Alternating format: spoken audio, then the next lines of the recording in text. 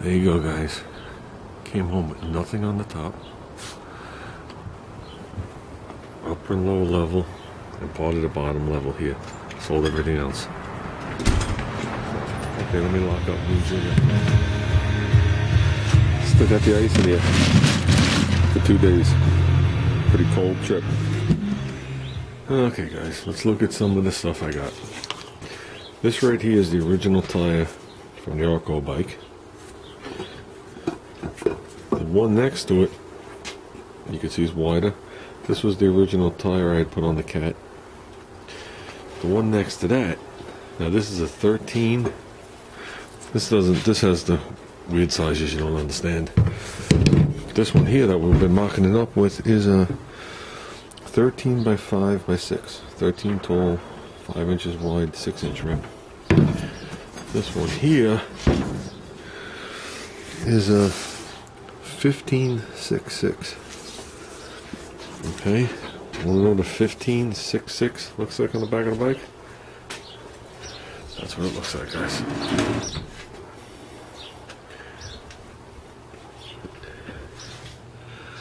Just enough room to fit the chain sprocket on one side and run the disc brake with it. That's probably what it's going to come down to.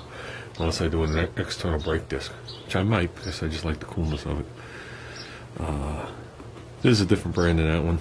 I bought them both because the rims matched, even though they're the same size. There's a Carlisle that says Sears. That I see one tiny little dry rot cracking. Other than that, it's mint. This we found absolutely nothing wrong with. Okay, full vag, just like you see it. I think I got $1 a piece from them, so I figured that was a score. I was originally looking at I couldn't decide it was going to be a 13 by 6.5 on the 6 or a 13 by 5 on the 6, and I wasn't sure. I was going to come home and mark it up, but there's a 15 by 6 on the 6, and I think that looks awesome. And we're going to have enough power to pull it, as long as we get a big enough gear in the back.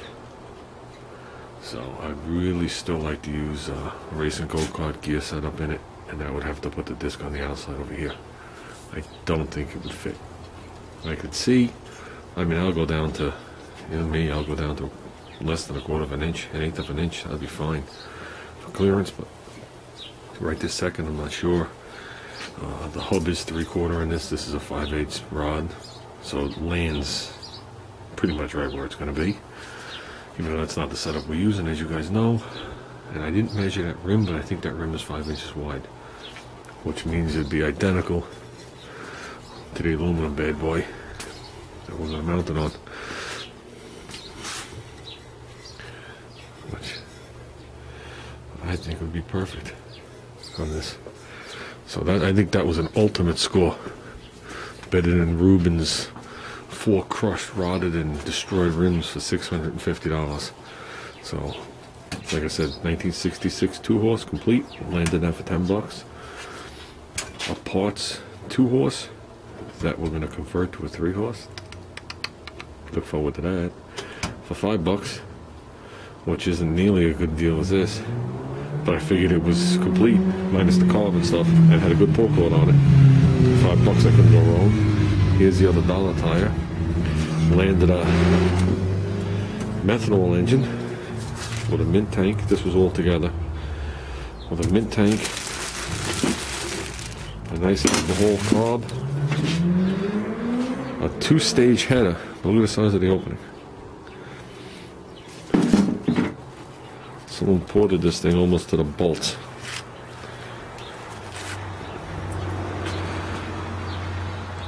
Up top. So,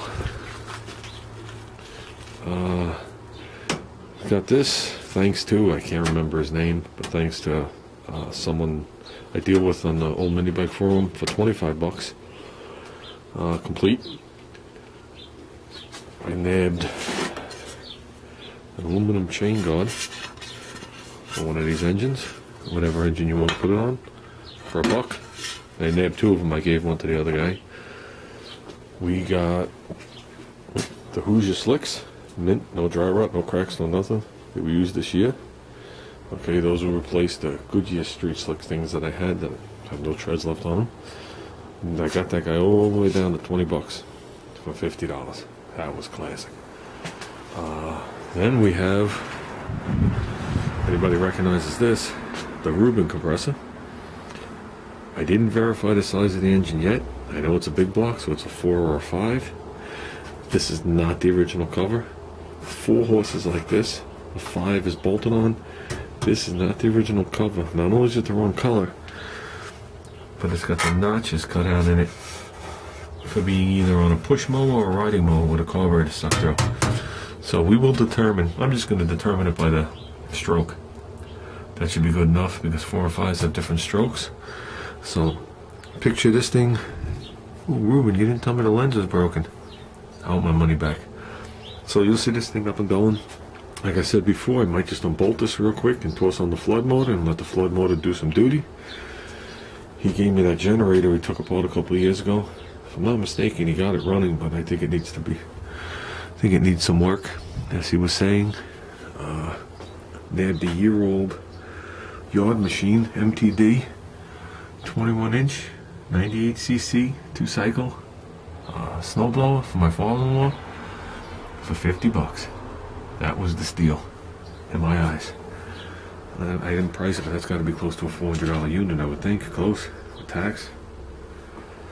And I think that's pretty much all I got, if that wasn't enough. So this is all that's left of the trailer. What we're going to do is we're going to take out the tires, fill up the roof again, because that keeps my cover from sagging, and then we'll just use this for storage this winter for things. So this will probably stay in there, considering it weighs about 600 pounds. What size are the tires on this thing? I guess it's made to be humped everywhere. That's what I'm assuming. And I don't think this is aluminum.